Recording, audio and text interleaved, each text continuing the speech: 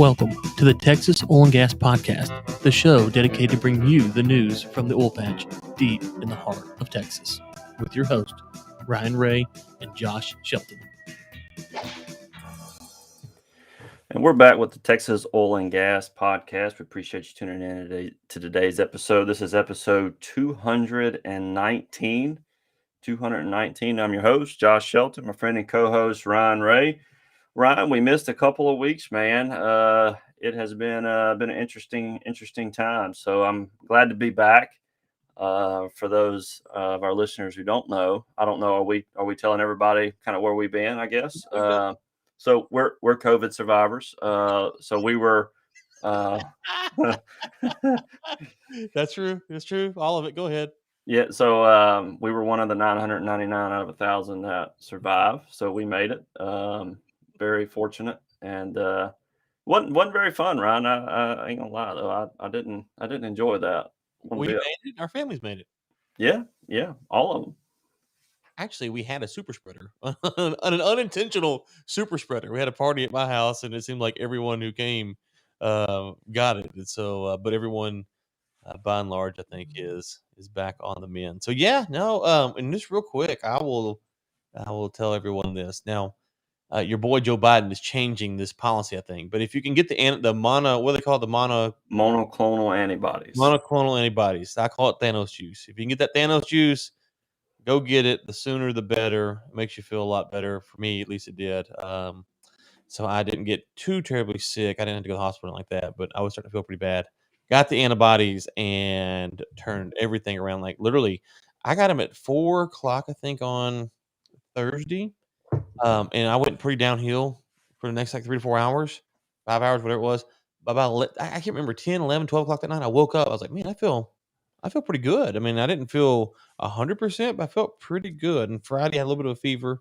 But all things considered, those seemed to turn it around for me. And so, yeah, if you can go get those, the earlier the better. I do know someone we go to church with, they went and got them. And I think they did a lot of good for those folks. So anyways, good to be back though, Josh. Good to be back. Yeah. Glad to be back. It's been an interesting couple of weeks. So Ryan, I've been following a couple of stories in the news. Gas prices. By gas, I'm not talking about gasoline. I'm talking about natural gas. Gas. Yeah. Yeah. Hey, real quick, before you get into natty gas, let's thank our sponsor, Jubilee Royalty. Fund 2 is getting ready to close. Listen, we're about to talk about natural gas prices. Now is the time to consider investing. If you're an accredited investor, reach out to myself or the folks over at Jubilee. Get you in contact. Fund 2 closes at the end of October. So just a little bit over a month left for those of you who are accredited investors. Be sure to reach out to Jubilee Royalty. Okay, Josh, go ahead. So natural gas. So they've been following this for a little while, and I've been just following some stuff on Twitter. People that have been making some posts and stuff about it. And natural gas is up right now, and the winter's not even here yet. They're anticipating natural gas to go up a lot more. Just looking at some figures, it was up about 5 to 6 times more than what oil was at this time from last year. And they're showing that they're expecting there to be shortages of natural gas coming this winter, that even with concerns about a Delta variant or a new variant for COVID, that the shortages are going to be significant enough where that is not even a concern at this point. So it's kind of opening the floodgates, but it's kind of opening up the market for people to go and kind of go after natural gas almost with abandon, because there's about to be some significant shortages, especially places like Texas and stuff. If we have another cold winter like we had last year, we're going to be in serious need. Well, think about it like this. Okay, so in the Permian, pre-COVID, way back when, we were talking about having to flare natural gas because you couldn't make a buck doing it, right? Mm-hmm. As we sit here today, WTI is sitting at $71 and natural gas at $5.15. Okay, well, if we go back to some of those conversations we had, we talked about crude quality, crude quantity, the breakdown of these wells, 70-30, 60-40, 80-20. Okay, well, right now, let's say you have a 70-30 well, okay, just to use some rough numbers, 70% oil, 30% gas. you can make money. If you can't make money at that, then you just need to go home. Like you need to pack it up, get out of the oil business, and go home. But folks, the drilling rigs are just not coming back, and the more I hear people talk, the capital is just not coming back to the industry right now. And so I know we got a story talking about kind of the rig activity. It's up, but it's not to if go back to 2019. If I'd told you oil was $70 and natural gas was 5.15, It would have been talk about rolling. but yeah, we were talking about the Haynesville going crazy, the Permian adding more rigs, the profitability of these companies. And listen, a lot of the companies have done a good job of trying to rebalance their budgets, but back in 2019, this would have been absurd. And so the fact that here we are, oil demand is come back. The price of this has come back pretty quick. Natural gas demand's high. Winter's coming. To your point, you would expect to see a nice boom in the rig count, and we're just not seeing it. So yeah, it is some capital discipline, I'm sure, going on, but I think just folks just are not willing to invest a lot of money in the oil and gas industry right now. And Josh, real quick before we go any further, we did have a listener reach out. Now, we asked way back when the question about COVID protocol, and we had a listener, and I won't. Let's see here. Oh my gosh, I've got too many Twitter DMs. Yeah, here it is. I won't say the name, but thank you for listening. He said, "Heard you're wondering about the hands in the field and vaccine requirements." And he said they're not requiring vaccination, but one of the majors they work for is requiring a negative test within 48 hours of service, regardless of vaccination status. So this was back on September the 2nd. We just haven't been here in a few weeks. So thank you for that person for reaching out. We are tracking all of this, so let us know. You can find us on Twitter, wherever. But anyways, Josh, so we talk about the Delta variant, we talk about COVID vaccination status, talk about all these things, but the price just right now just does not have the same effect as it has historically speaking. And so when does that change? I don't know. Yeah, so just looking at some of the numbers from this Reuters article, it talks about natural gas. Goldman Sachs is projecting $80 for Brent, $80 a barrel for Brent. But they said that this winter they're expecting a 900,000 barrel per day increase in oil demand. Mm. That was stated yesterday, is what they were projecting. That's the Wall Street Bank. Wall Street Bank is projecting 900,000 barrel per day increase in oil demand. So if that happens, we're going to see some pretty interesting things start to unfold. And I believe you may have talked about this with Ellen, Ryan, but based on the production that we're seeing from some of these countries, these increases, I guess the Biden administration was expecting gas prices to decrease a little bit more than what they have. I guess one of the reasons that those prices haven't decreased in spite of some of those increased productions is because of a supply problem.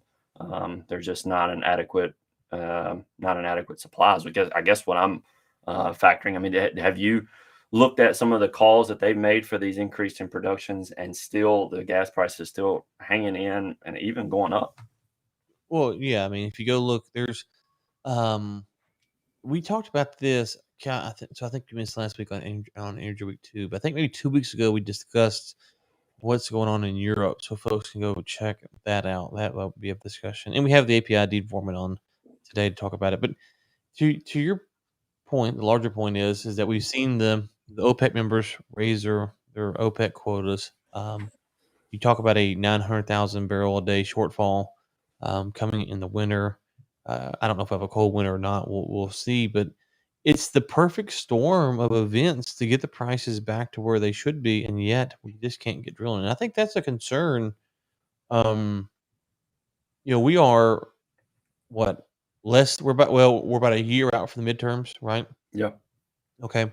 So, this could, does this last until the midterms? And then if the Democrats hold in the midterms, then does it last until the end of the Biden administration where prices continue to rise, but folks are just not willing to invest? Does the midterm if we have a midterm swing in power and the Republicans take the House and the Senate, or they have the Senate, take the House and expand the Senate, then, well, I guess they technically have the Senate, whatever. But does that then shift the investment, people's willingness to invest in oil and gas? I don't know. It's kind of a it's just a weird time right now. And here's something to watch. Pioneer announced that they are going to sell their Delaware Basin stuff, right? So Mhm. for $2 billion, 2 billion with a B, Josh Shelton money. I think this is gonna be interesting to follow. What do they get for it? Do they get the 2 billion? How long does it take to go through the process? Who buys it? All of these things are something to watch because if someone's going to go buy this from Pioneer, and I don't know if the valuation of 2 billion is a good one or not. This is what they're looking for. If this gets snatched up pretty quickly, then perhaps that's a sign that things will turn around a little sooner than maybe we're thinking. But if this sits out there for a long period of time, of course, it could just be bad acreage, right? It could be bad acreage, but it also could be that folks are just not optimistic about what's going on. And so I think this is kind of one of those stories that you can put on the hopper just to kind of see what happens here, who buys it, how quick does it go, what's the final valuation of this. I don't think we're going to see any more. Hey, we're giving you $1 billion not to buy our stuff, right? No.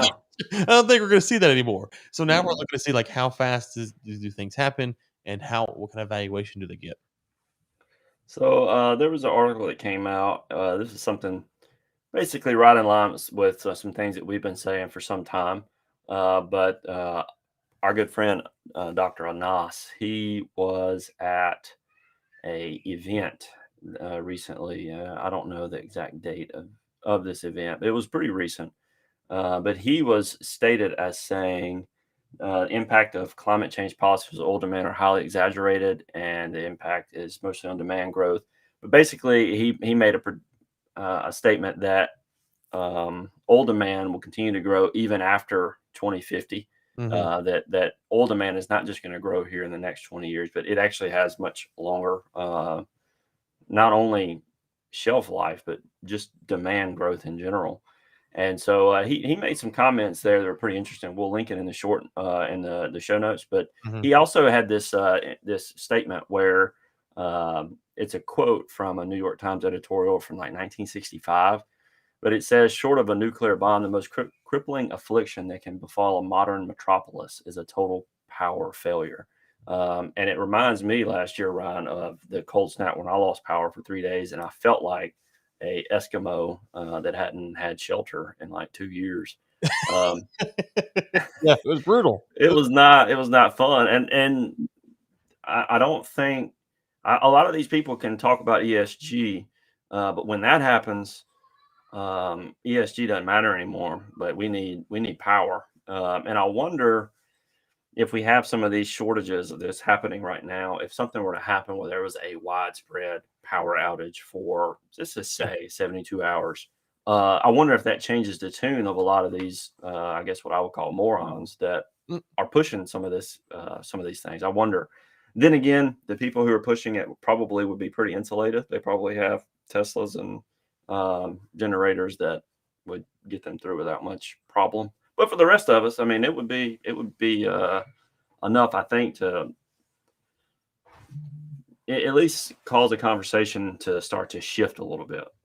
Yeah, I think going back to the Global Energy Leaders podcast days, I had theorized that one day we're going to over electrify stuff and not have enough power, and then you're going to have some catastrophic event that comes and people die, and unfortunately, that's taken to reshift the conversation.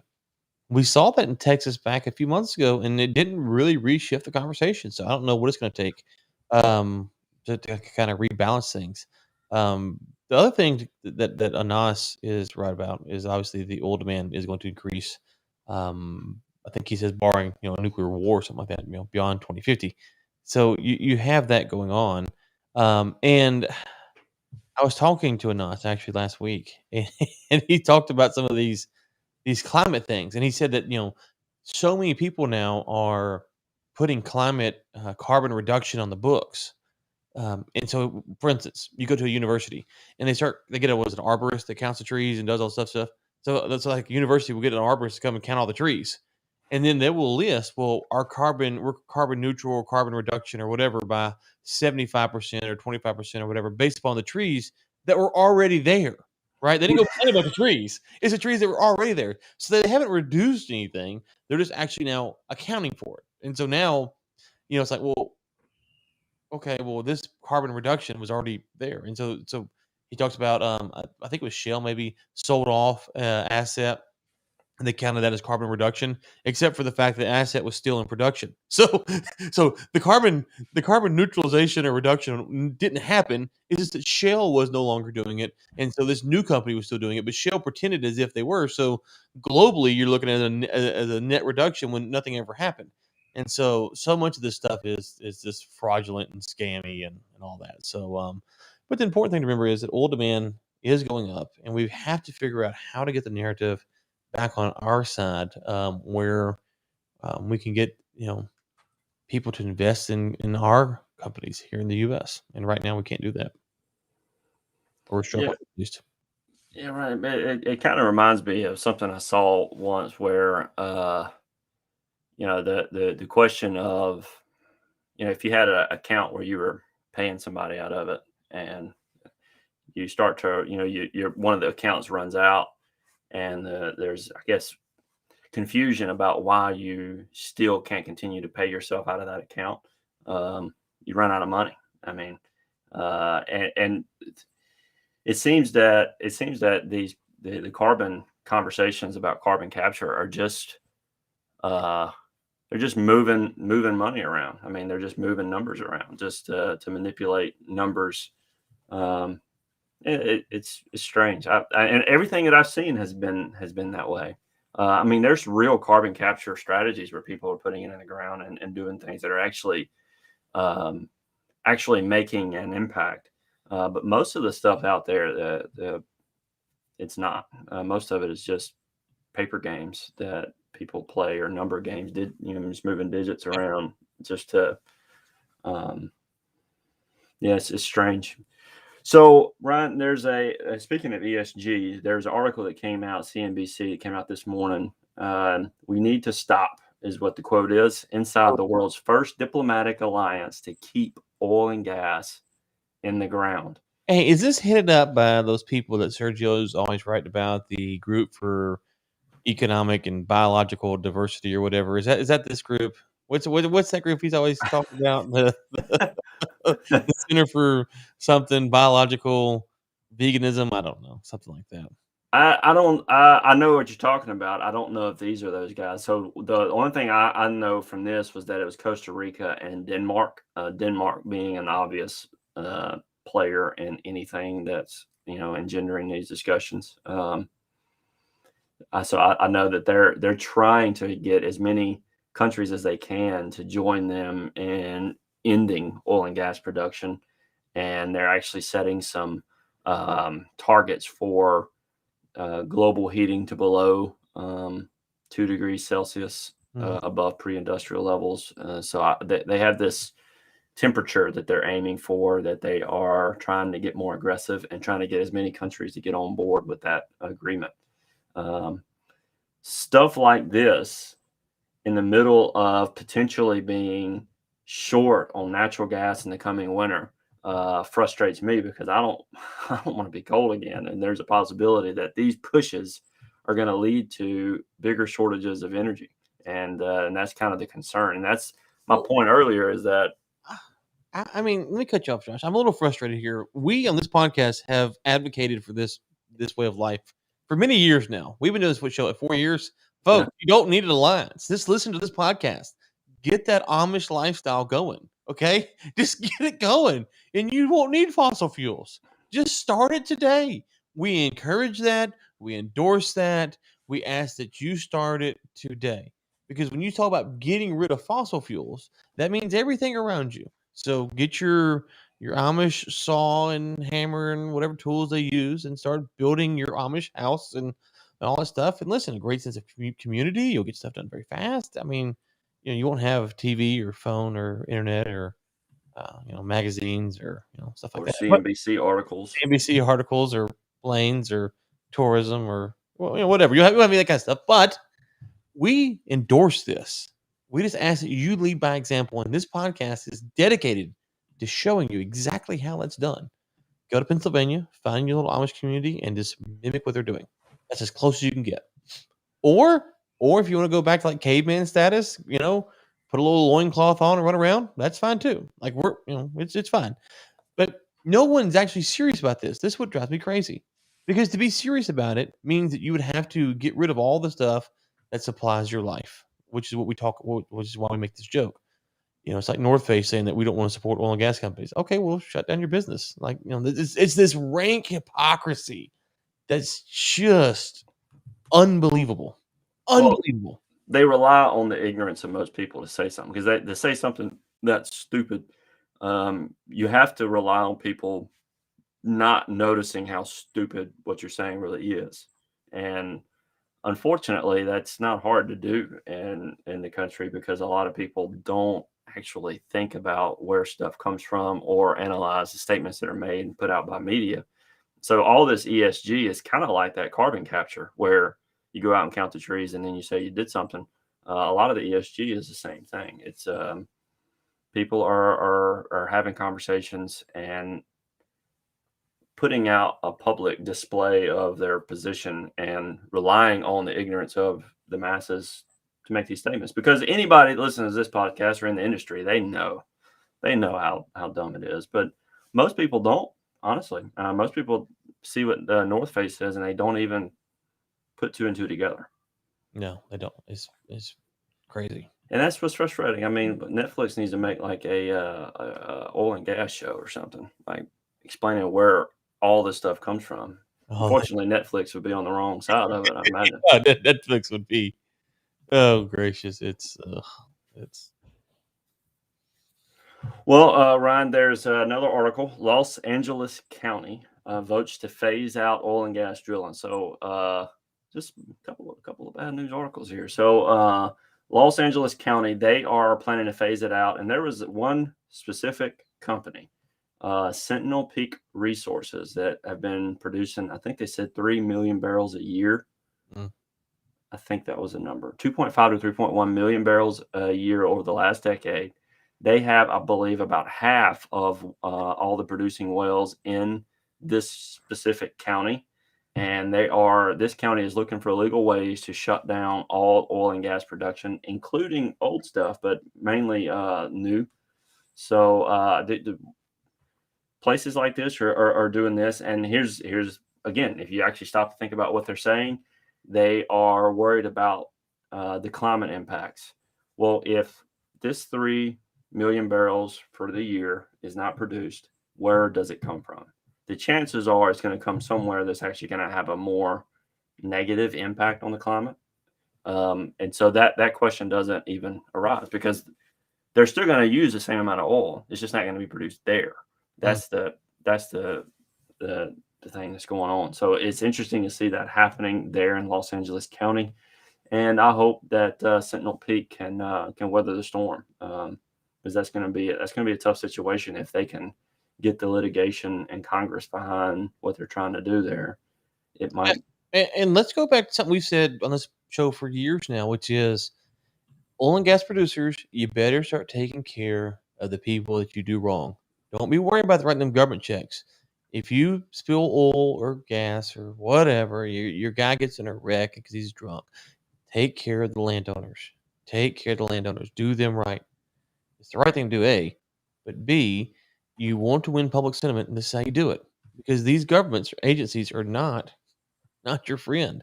Unfortunately, they have all the stroke, but they're not your friend. And this group looks like it had a pipeline leak back in the spring, maybe.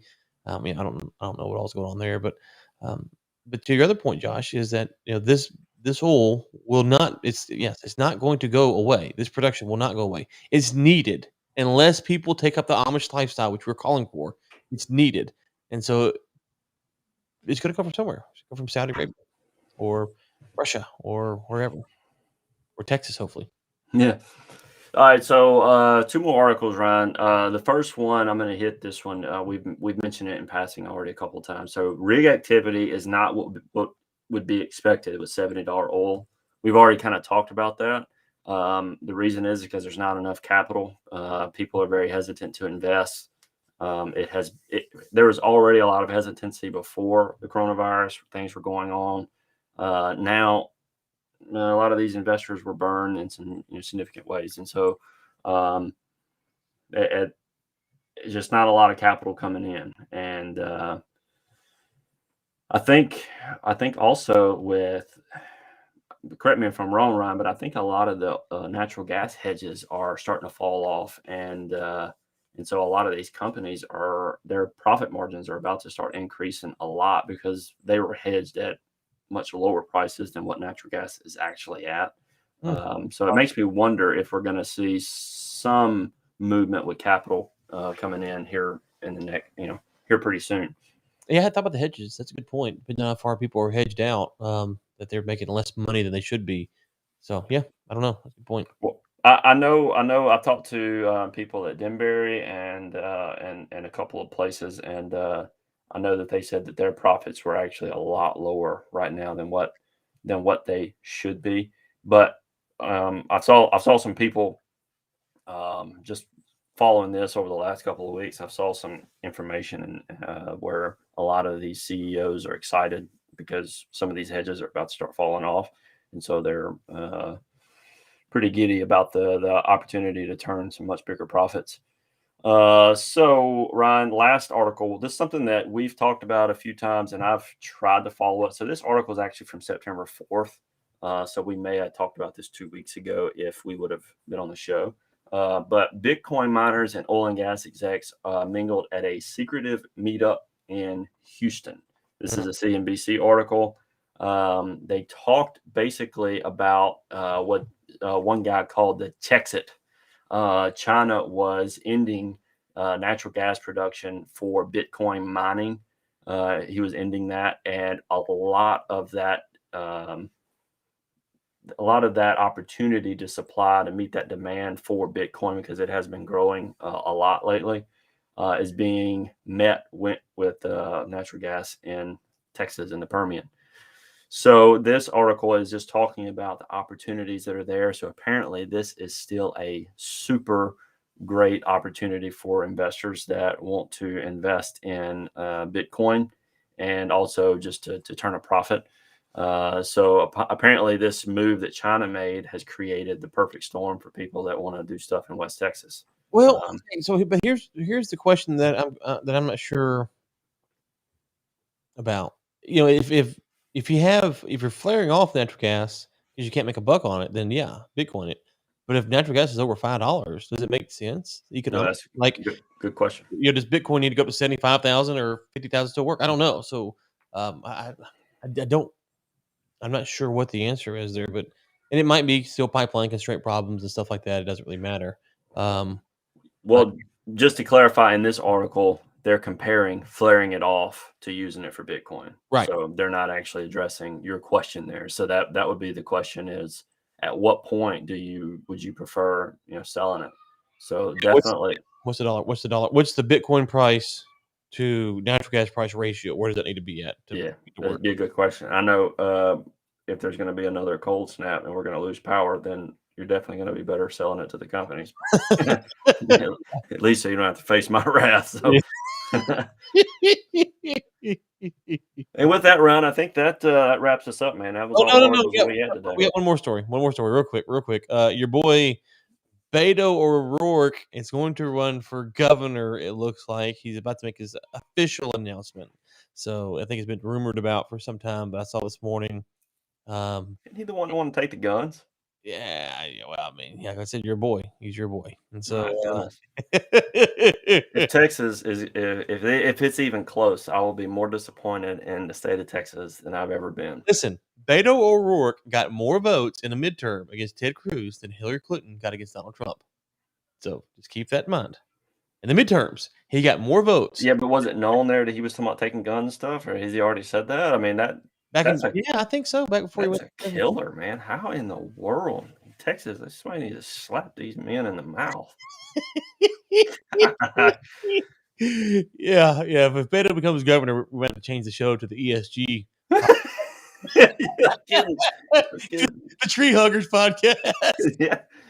No kidding, man. Oh gracious! All right, well, it's good to be back, everyone. That's two COVID survivors here. It's good to be back and back on the program. And with that, until next time, keep